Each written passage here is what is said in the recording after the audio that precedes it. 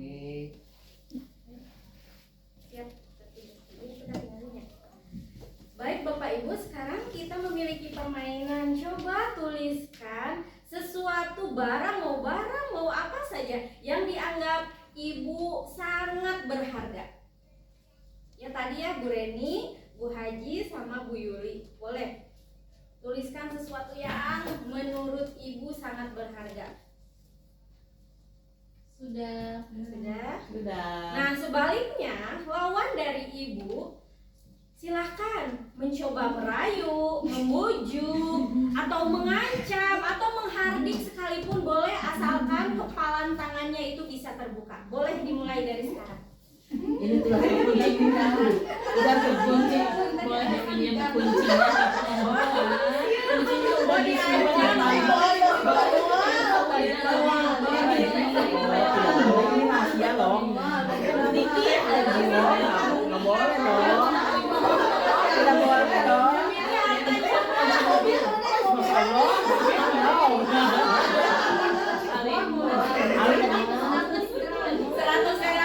Ya, boleh. Sudah selesai. Apakah kepalan tangannya dibuka? Tidak ya? Tidak. Bu Reni dibuka, Bu Haji dibuka, Masih tertutup rapat. Bu Yuli. Padahal itu cuman kepalan tangan aja ya? Iya. Saya mau bertanya, kenapa Bu Yuli kok tidak memberikan kepalan tangan tersebut kepada Bu Hesti? Iya. Tadi kan Ibu minta saya untuk menuliskan sesuatu yang berharga dalam hidup saya. Di sini saya menuliskan anak. Saya juga jadi ikut. Gitu. Ibu Hesti mengancam saya di antasan diga Mengancam ya Bu Hesti. tentu saja saya tidak akan memberikannya. Kemudian tadi Bu Hesti juga memberikan hadiah kepada saya, katanya diganti sama Mas batangan 100 gram gitu. Dan tetap saya tidak akan memberikan karena bagi saya anak adalah Masya Allah sekali kalau kita sudah menyangkutkan sesuatu dengan anak, kita itu ya ujung-ujungnya pasti bersedih ya Bapak Ibu. Tapi bersedih di sini bukan karena kita cengeng, tapi kita itu tidak mau kehilangan sesuatu yang amat sangat berharga bagi kita. Terima kasih. Nah dari contoh kasus Bu Yuli, kenapa Bu Yuli tidak mau melepaskan sesuatu yang sangat berharga itu? Karena posisi kontrol yang bisa mengontrol diri seseorang untuk melepaskan, bahkan mempertahankan sesuatu yang berharga itu adalah dirinya sendiri, bukan orang lain. Bukan Bu Hesti, tadi udah ada ancaman, udah ada rayuan gombal mau dikasih emas, tidak. Nah jadi posisi kontrol yang bisa mengontrol diri kita, yang bisa mengontrol itu adalah diri kita sendiri. Terima kasih buat semuanya. Selanjutnya Bapak Ibu, kalau dikaitkan dengan ilusi kontrol, ilusi dari tadi itu menggambarkan bahwa ilusi guru mengontrol murid. Yang kedua, ilusi bahwa kritik dan membuat orang merasa bersalah dapat menguatkan karakter. Contohnya tadi dikritik, bahkan diancam sekalipun, dia kekeh pada pendirian, tidak melepaskan sesuatu yang ada di kepalan tangannya tersebut. Kemudian ilusi bahwa semua penguatan positif, efektif, dan bermanfaat. Kemudian ilusi bahwa orang dewasa memiliki hak memaksa. Contohnya tadi dari Bu Hesti sekuat tenaga memaksa Ibu Yuli, tapi karena posisi kontrolnya tetap ada pada diri Bu Yuli, sesuatu yang berharga itu tidak bisa diberikan kepada siapapun. Selanjutnya, nah, perubahan paradigma adanya stimulus respon atau teori kontrol. Bisakah kita mengontrol seseorang? Bisa kita mengontrol seseorang Bapak Ibu? Tidak. Nah, jawabannya yaitu berkaitan dengan stimulus respon dan teori kontrol. Stimulus respon yaitu yang pertama, kita mencoba mengubah orang agar berpandangan sama dengan kita. Tetapi teori kontrolnya, kita berusaha memahami pandangan orang lain tentang dunia. Yang kedua, perilaku buruk dilihat sebagai suatu kesalahan. Tetapi teori kontrolnya, semua perilaku memiliki tujuan. Kemudian orang lain bisa mengontrol saya. Teori kontrol mengatakan bahwa hanya Anda yang bisa mengontrol diri Anda sendiri, bukan orang lain. Kemudian saya bisa mengontrol orang lain.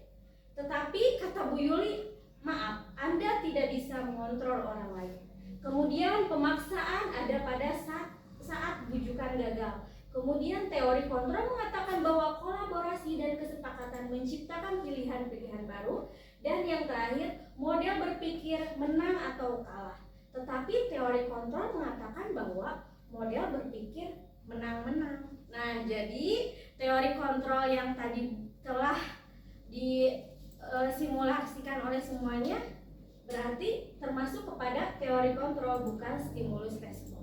Selanjutnya, nah sekarang sebelumnya mungkin Bapak Ibu semua di sini pernah mendengar apa itu budaya positif. Kemudian contoh penerapan positif yang kita contohkan di lingkungan sekolah.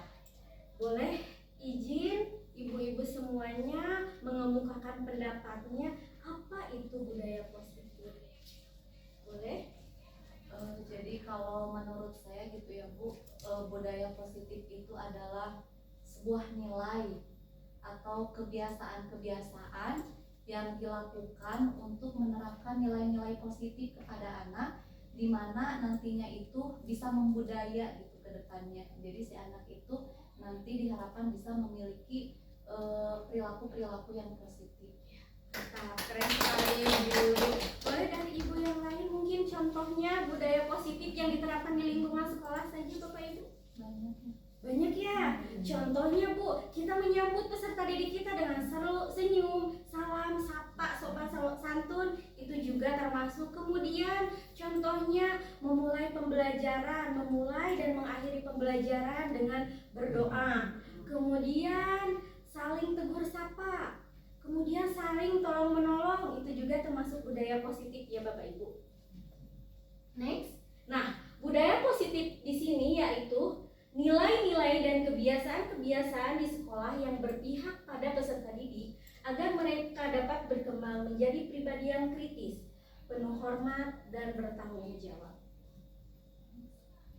Nah, di sini juga ada perubahan paradigma. Untuk membangun budaya yang positif, sekolah perlu menyediakan lingkungan yang positif. Nah, sebelum anak-anak peserta didik kita melakukan ada kebiasaan positif, jadi harus dimulai dulu dari kita, dari lingkungan sekolah sekitarnya. Barulah budaya positif itu dapat tertanam dalam diri peserta didik.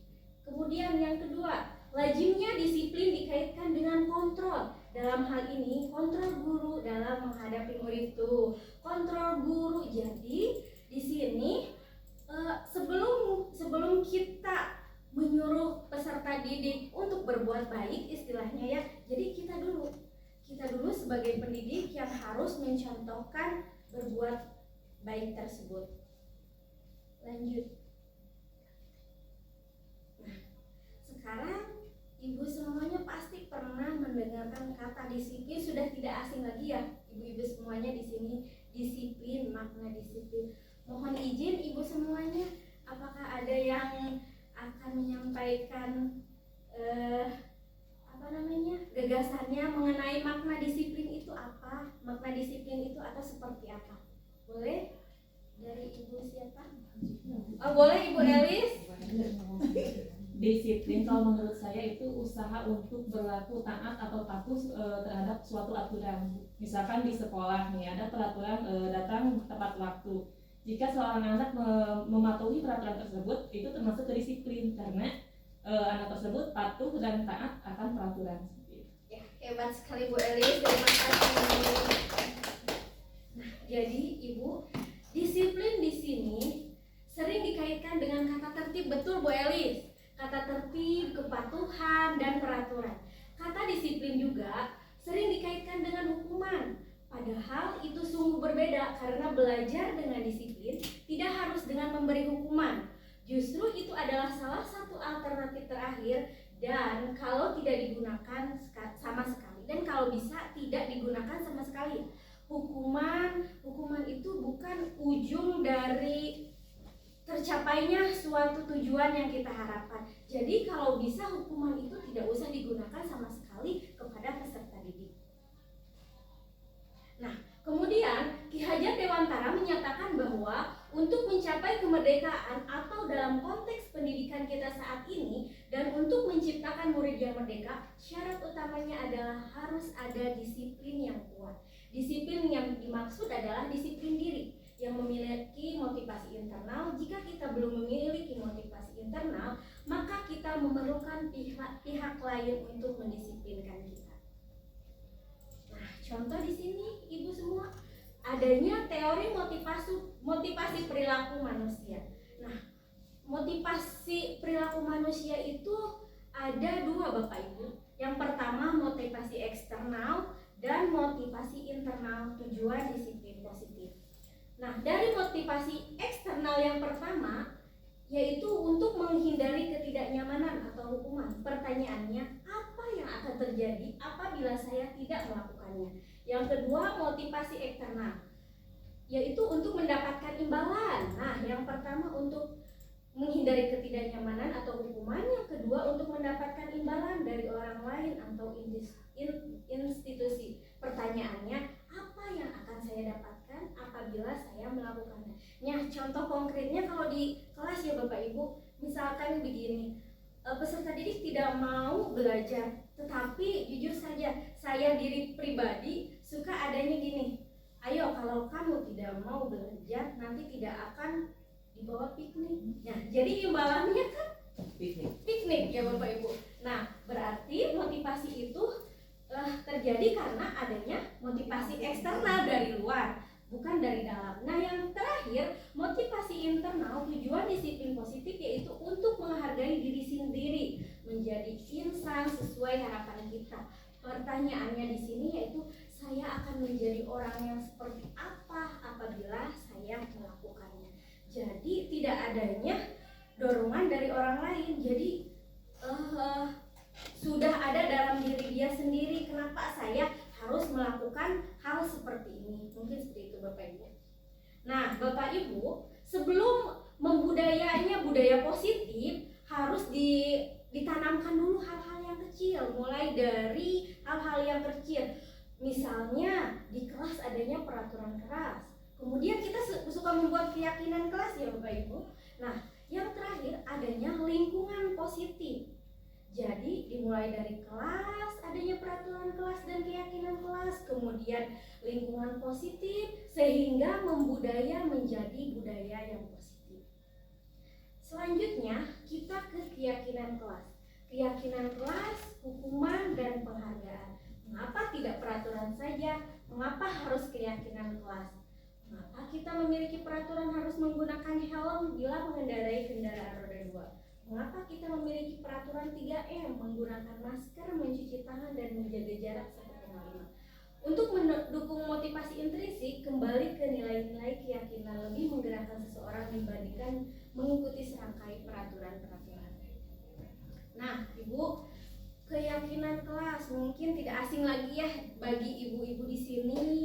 Keyakinan kelas itu seperti apa? Nah, keyakinan kelas adalah nilai-nilai kebajikan atau prinsip-prinsip universal yang disepakati bersama secara universal, lepas dari latar belakang, suku, negara, bahasa, maupun agama.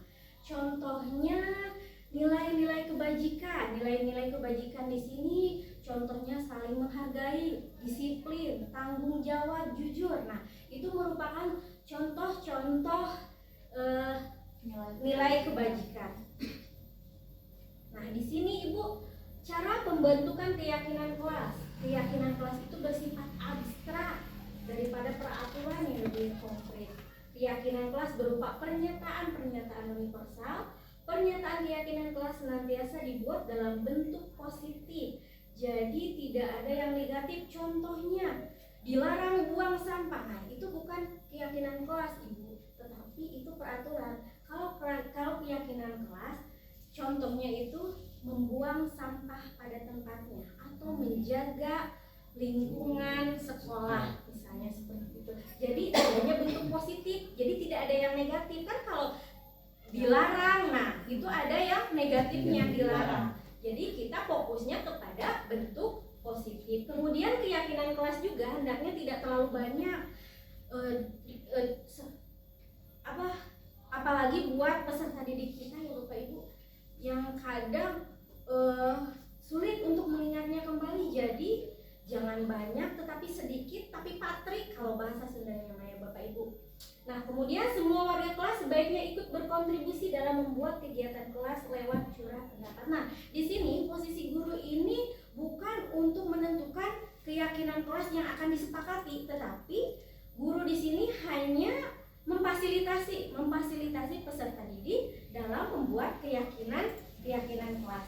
Kemudian bersedia meninjau kembali keyakinan kelas dari waktu ke waktu. Nah, di sini ada contoh berarti sebelah kanan ya. Sebelah kanan saya adanya kesepakatan kelas dari TK Dharma Wanita. Kemudian sebelah kiri saya kesepakatan kelas. Nah, kira-kira di antara dua contoh ini yang merupakan keyakinan kelas ke yang mana ya? Yang sebelah kanan atau yang sebelah kiri? Yang hijau atau yang itu pink? Kira-kira tadi adanya nilai-nilai kebajikan, terus adanya hal-hal positif. Kira-kira nih di antara dua kesepakatan kelas ini yang termasuk keyakinan kelas yang mana? Yang hijau. Iya. Datang tepat waktu, mengucapkan salam, menjaga kebersihan sekolah, aktif dalam pembelajaran tertib. Kenapa? Bisa disebutkan alasannya? Karena di dalamnya mengandung nilai-nilai kebajikan serta tidak ada unsur paksaan di dalamnya. Berarti ibu-ibu di sini sudah paham ya? Apalagi sudah ada GP, mohon izin Ibu GP semuanya. Lanjut. Nah, di sini perbedaan peraturan dan keyakinan kelas. Apa sih peraturan? Kadang saya juga mikir apa ini bedanya peraturan sama keyakinan kelas. Nah, di sini kita bisa lihat bahwa peraturan itu selalu selalu kembalikan buku ke tempatnya. Nah, kalau keyakinan kelas tanggung jawab. Jadi adanya nilai kebajikan. Nilai kebajikan di situ yaitu tanggung jawab. Kemudian peraturan dilarang mengganggu orang lain. Kalau keyakinan kelas menghormati orang lain dan diri sendiri. Peraturan hadir di sekolah 15 menit sebelum pembelajaran dimulai. Nilai keyakinannya nilai kebajikannya menghormati orang lain dan diri sendiri. Peraturan hadir di sekolah 15 menit sebelum pembelajaran dimulai. Nilai kebajikannya yaitu menghormati orang lain, komitmen pada tujuan. Kemudian peraturan dilarang, tuh itu ada hal negatif ya Ibu. Dilarang melakukan kekerasan, tetapi keyakinan kelas keselamatan, menghormati orang lain. Dilarang menggunakan narkoba, nah keyakinan kelasnya kesehatan, bergantian atau menunggu giliran, menghormati orang lain, kesabaran. Peraturan gunakan masker, keyakinannya kesehatan, keselamatan. Peraturannya jangan berlari di kelas atau koridor, keyakinan kelasnya keselamatan dan keamanan. Nah, ini mohon maaf ibu-ibu semuanya ada sedikit pertanyaan, boleh? Boleh. Kira-kira dari 1, 2, 3, 8 urutan peraturan ini keyakinan kelas atau nilai kebajikan yang dituju itu apa? Boleh nomor 1 ada yang bersedia menjawabnya? Mencoba Bu. Ya, yang Yuli. 1 Ya. selalu kembalikan buku ke tempatnya. Ya. Berarti mungkin nilai kebajikan yang ditujunya itu mau tanggung jawab mungkin ya Bu ya. Ya. Tanggung jawab. Ya, nanti kita lihat jawabannya ya, Bu boleh. Yuli. Kita simpan dulu tanggung jawab. Yang kedua boleh? Yang kedua dilarang mengganggu orang lain. Boleh? Menghormati orang lain dan diri sendiri. Terima kasih Bu Ulfa, nanti kita lihat jawabannya. Menghormati orang lain dan diri sendiri. Yang ketiga boleh siapa? Bu Haji. Ya. Hadir di sekolah 15 menit sebelum pembelajaran dimulai. Disiplin atau tanggung jawab. Wes, keren. Selanjutnya Tanya. ya dilarang melakukan kekerasan. Bu Rani boleh menghargai diri sendiri, kemudian menghargai diri sendiri. Dilarang menggunakan narkoba, tadi Ya, sudah ada. kesehatan. Bergantian atau menunggu giliran. Menghargai Disiplin. Kesabaran. Gunakan masker. Kesehatan. Jangan berlari di kelas atau koridor. Keamanan. Pintar. Jadi ini. Nah, berarti ibu-ibu di sini semua udah paham ya. Apalagi ada ibu-ibu GP, mohon maaf ya. Ini jawabannya sudah sesuai. Apalagi tadi Bu Reni jangan malu-malu atuh. Bu Reni kalau menyampaikan benar itu kan betul. Jangan malu Bu Reni. Siap. Semangat. Ikut CGP angkatan 12.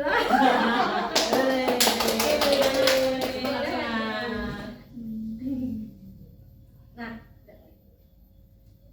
di sini ada 7 Bu. Tugas perbedaan hukuman dan konsekuensi tadi peraturan dan keyakinan. Di sini ada tugasnya perbedaan hukuman dan konsekuensi. Nah, di sini contoh mencatat 100 kali di dalam buku kalimat saya tidak akan terlambat lagi karena terlambat ke sekolah. Contohnya saya contohkan ya, ini termasuk hukuman. Tinggal pilih aja Bu, hukuman atau konsekuensi. Silahkan. Yang kedua, lari mengelilingi lapangan basket 2 kali karena terlambat hadir sekolah. Ada yang Hukuman. Yang ketiga, murid diminta untuk push up 15 kali karena Hukuman. menggantikan kertas tugas teman yang sudah dicoret-coret. Konsekuensi. Membersihkan tumpahan air di meja tulis karena tersenggol pada Konsekuensi. Murid disuruh untuk tidak mengenakan sepatu seharian di sekolah karena tidak mengenakan sepatu hitam. Hukuman. Lari mengelilingi lapangan Hukuman. basket 2 kali. Konsekuensi. Saya mau tanya dulu ke Bu Yuli, soalnya tadi Bu Yuli ngejawab, nunggu dulu Bu Yuli baru semuanya menjawab. Bu Yuli yang terakhir kenapa lari mengelilingi lapangan basket 2 kali karena terlambat 10 menit untuk pelajaran PJOK? Jadi di sini lari mengelilingi lapangan basket 2 Ya. kali karena terlambat 10 menit untuk pelajaran PJOK. Ini sudah sangat sesuai Ya. ya.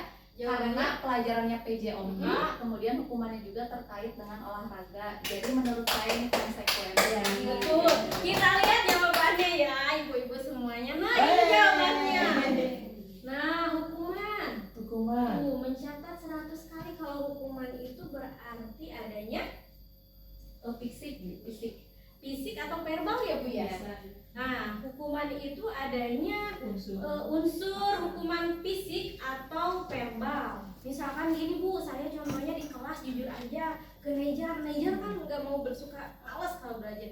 Nejar, kalau kamu nggak mau belajar, ibu telepon ibu kamu. Nah, jujur saja itu termasuk hukuman, tapi hukumannya secara verbal. Yang kedua, lari mengelilingi. Oh, ini udah jelas ya, lari mengelilingi lapangan basket 2 kali. Nah, ini ada hukuman secara apa Ibu? Fisik. Murid diminta untuk push up fisik. Menggantikan kertas tugas. Nah, ini termasuk konsekuensi. Nah, ini seperti ini Bapak Ibu semuanya jawabannya. Lanjut. Nah, sekarang kita masuk ke kebutuhan dasar manusia. Kebutuhan dasar manusia itu diantaranya ada kebutuhan penguasaan, kebebasan, kesenangan, cinta kasih dan diterima. Ibu-ibu di sini kalau misalkan kebutuhan dasar manusia terpenuhi, bisa kebutuhan kalau sudah terpenuhi jadi bisa mengurangi hal-hal yang negatif. Tuh, lanjut. Nah, contoh Ibu Ani, guru kelas 5 di SD Pelita Hati sedang bingung menghadapi ulah salah satu murid di kelasnya, Agus. Beberapa anak telah datang dan mengeluhkan Agus yang seringkali meminta bekal makan siang mereka dengan paksa. Jika Anda menghadapi situasi seperti Ibu Ani, apa yang akan Anda lakukan? Menurut Anda, kira-kira apa alasan Agus melakukan hal itu? Nah, yang pertama itu apa, Ibu? Agus itu suka meminta makan siang dengan paksa. Menurut ibu-ibu di sini apa yang akan ibu-ibu lakukan untuk mengatasi masalah ini?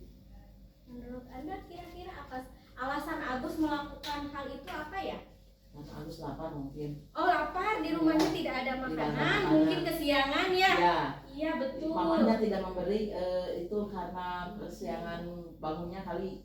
Nah, dalam konsep penerapan disiplin positif, Ibu Ani sebaiknya mencari tahu alasan Agus melakukan tindakan tersebut agar mengetahui kebutuhan mana yang sedang berusaha dipenuhi Agus. Nah, yang pertama, apabila jawaban Agus karena ia lapar, betul Bu Haji? Hebat Bu Haji. Karena ia lapar dan orang tuanya tidak membawakan bekal makanan siang, berarti kebutuhannya yaitu bertahan hidup. Kalau tidak makan berarti kelaparan. Ya. Nah, yang kedua, apabila jawaban Agus karena ia senang temannya jadi memperhatikan dia. Jadi Agus itu ingin diperhatikan mungkin ya, minta perhatian orang lain. Nah, berarti kebutuhannya adalah cinta dan kasih sayang. Apabila jawaban Agus adalah dia merasa hebat. Nah, cocok sekali dengan Agus kita ya. Ya. Merasa hebat karena temannya jadi takut dan menuruti keinginannya. Kebutuhannya adalah penguasaan. Jadi dia merasa berkuasa, bisa berbuat sesuatu. Kemudian apabila jawaban Agus karena dia merasa bosan dengan bekal yang dibawakan ibunya, dibawa ke temung sangwe jeung tempe, tapi orang lain makan nugget, telur, chicken. Nah, jadi kebutuhannya yaitu kebebasan, kebutuhan akan pilihan. Nah, yang terakhir, apabila jawaban Agus adalah karena iseng. Nah, dia bawa bekal, tapi iseng weh yang ngaheurean si Jujun misalkan. Jadi kebutuhan dasarnya yaitu adalah kesenangan. Tepuk tangan.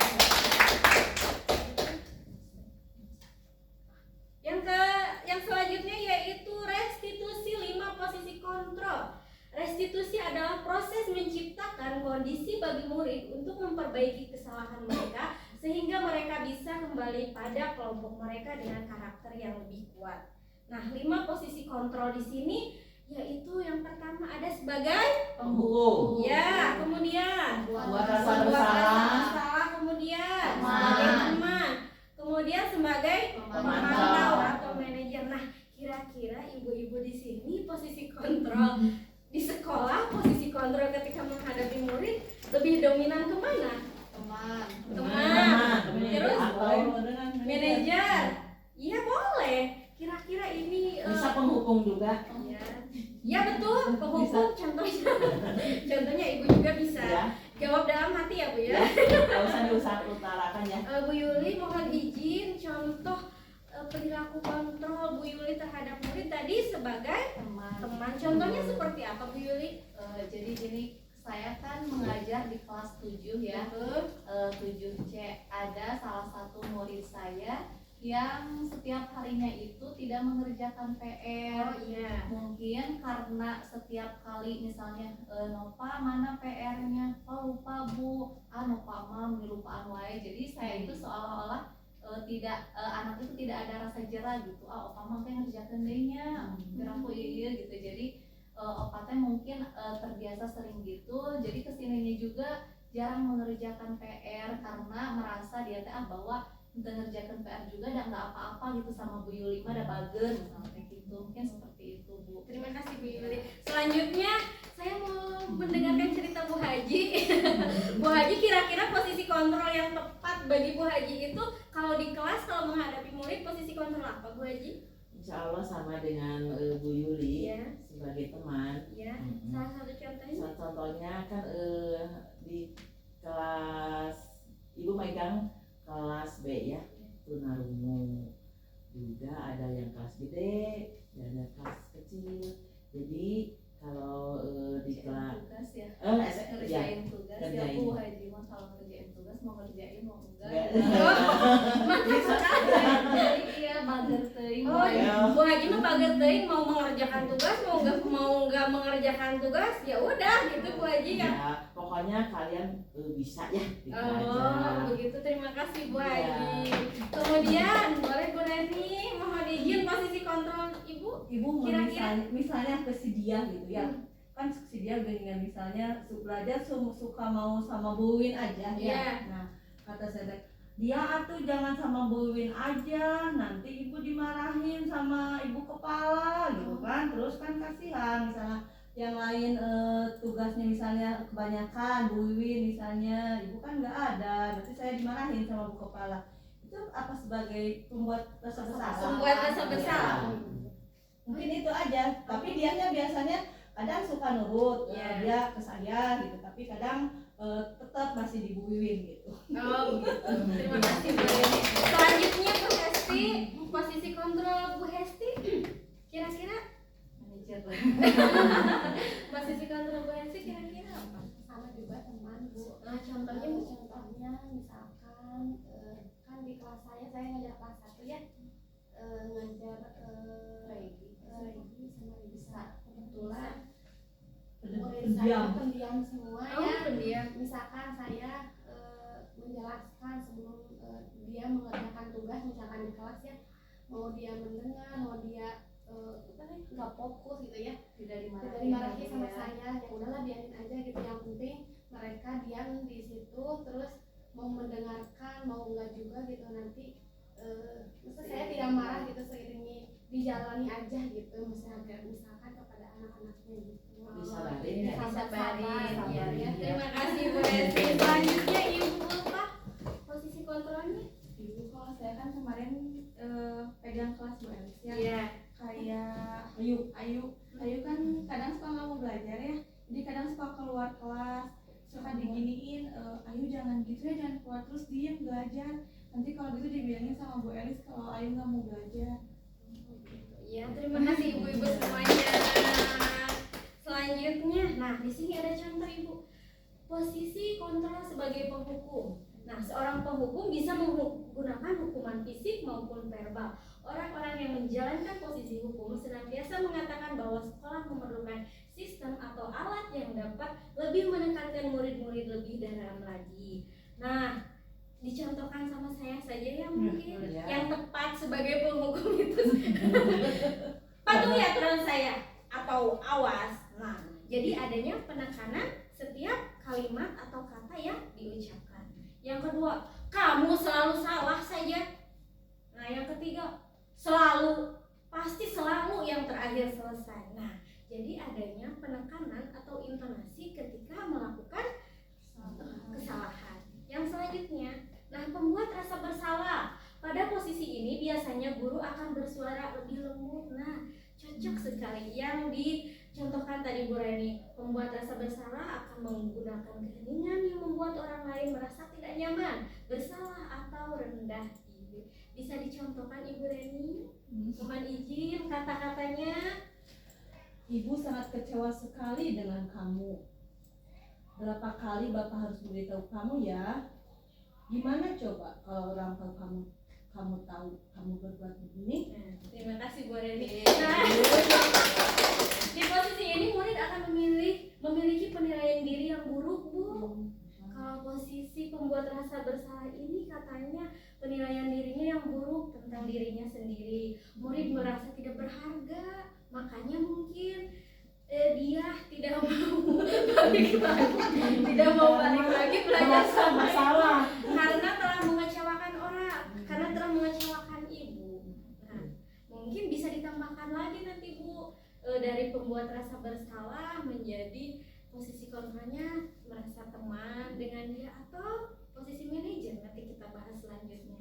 Kemudian posisi teman, guru pada posisi ini tidak akan menyakiti murid, namun akan tetap berupaya mengontrol murid melalui persuasi. Posisi teman pada guru bisa negatif maupun positif. Positif ini berupa hubungan baik yang terjalin antara guru dan murid. Guru di posisi teman menggunakan hubungan baik dan humor. Betul sekali tadi Bu Yuli.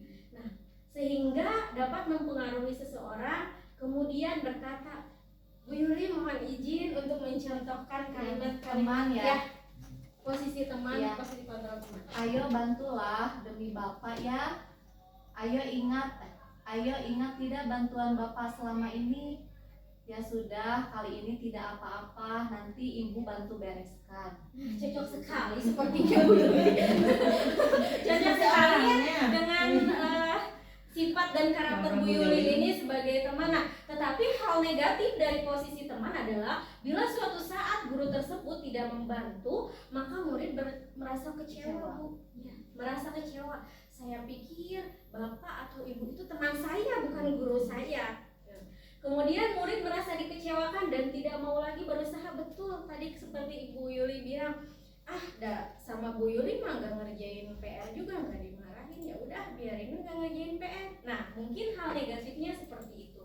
Hal yang mungkin timbul adalah murid hanya bertindak untuk guru tertentu. Nah, contohnya mungkin kalau saya datang, mungkin dia mau mengerjakan PR. Tapi kalau Bu Yuli yang datang, bisa saja si Nova tersebut biarin, nggak murid, udah gurunya juga bukan Bu Lia, ada Bu Yuli. Nah, lanjut Bu. Kemudian Bu, nah ada lagi posisi pemantau. Memantau berarti mengawasi. Pada saat kita mengawasi, kita bertanggung jawab atas perilaku orang-orang yang kita awasi.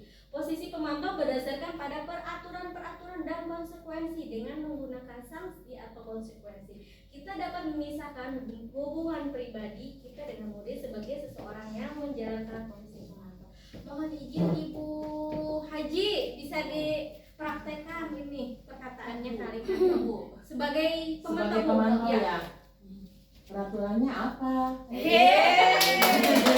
Cocok. Yang kedua Bu. Sanksi atau konsekuensi apa ini? Yang cocok sekali Bu. Yang satu lagi apa yang telah Yang mana ya? apa yang telah kamu? Oh, apa yang kamu telah lakukan? Seperti Bu Haji cocok jadi pemantau. Seorang pemantau sangat mengandalkan penghitungan. Nah, cocok sekali Bu Haji Ya, suka hitung-hitungan. Iya, suka mencatat ya Bu. Ya, catat, Adanya Pak. data yang dapat digunakan sebagai bukti atas perilaku seseorang. Cocok sepertinya, soalnya Bu Haji mah tidak telat dari mencatat, mendokumentasikan ya Bu ya. Moto terus. Nah, kemudian posisi pemantau sendiri berawal dari teori stimulus respon yang menunjukkan tanggung jawab guru dalam mengontrol murid. Selanjutnya Bu. Nah, posisi manajer. Posisi terakhir manajer adalah posisi di mana guru berbuat sesuatu bersama dengan murid, mempersilahkan murid, mempertanggungjawabkan perilakunya, mendukung murid agar dapat menemukan solusi atas permasalahannya sendiri. Seorang manajer telah memiliki keterampilan di posisi teman, maupun pemantau. Dengan demikian bisa jadi di waktu-waktu tertentu kembali kepada kedua posisi tersebut bila diperlukan. Namun, bila kita menginginkan murid-murid kita menjadi manusia yang merdeka, mandiri, dan tanggung jawab, maka kita perlu mengacu pada restitusi yang dapat menjadikan murid kita seorang manajer bagi dirinya sendiri. Mohon izin bisa dicontohkan Ibu Hesti.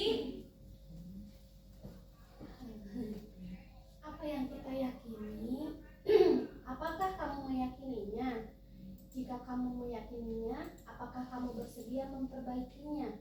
Jika kamu memperbaiki hal ini menunjukkan apa tentang dirimu? Apa rencana kamu untuk memperbaiki hal ini?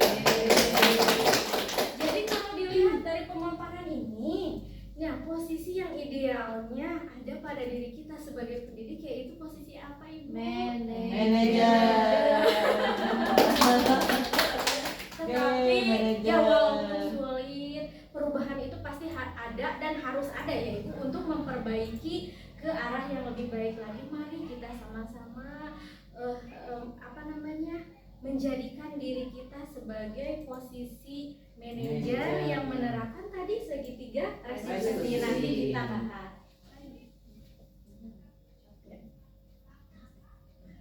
Di sini di sebelah kanan yaitu ada pernyataan-pernyataan, sebelah kiri ada siapa yang mengatakan. Nah, dari contoh tadi kita dapat disimpulkan bahwa perkataan ini cocoknya kepada yang mana, yang penghukum, posisi penghukum, teman, pemantau, manajer, atau satu lagi pembuat rasa bersama. Nomor 1, saya kecewa sekali dengan kamu, pembuat rasa bersama. Yang kedua, kamu tidak pernah benar melakukannya, penghukum. Ayolah, lakukan demi ibu atau bapak. Apakah kamu mendapatkan stiker bintang hari ini? Apakah kamu mendapatkan stiker bintang hari ini? Apa ya? Bagaimana kamu bisa menyelesaikan masalah ini? Manajer. Kamu selalu yang paling terakhir. Penghukum.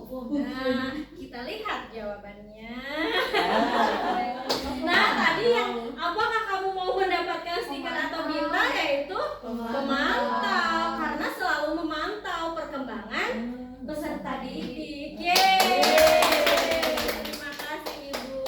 Selanjutnya apa itu restitusi?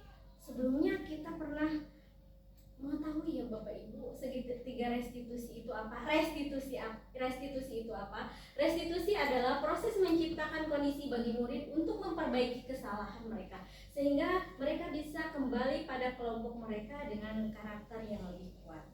Nah, ini Ibu semuanya ada 9 ciri-ciri restitusi. Yang pertama, bukan untuk menebus kesalahan, namun untuk belajar dari kesalahan. Yang kedua, memperbaiki hubungan. Yang ketiga, tawaran bukan paksaan. Yang empat, restitusi menuntun untuk melihat ke dalam diri. Restitusi mencari kebutuhan dasar yang mendasari tindakan. Restitusi diri adalah cara yang paling baik untuk memperbaiki diri. Restitusi fokus pada karakter bukan tindakan. Restitusi fokus pada solusi. Nah, restitusi mengembalikan murid yang berbuat salah pada kelompoknya. Jadi kesimpulannya, restitusi itu bukan kita yang mencarikan solusi, tapi kita yang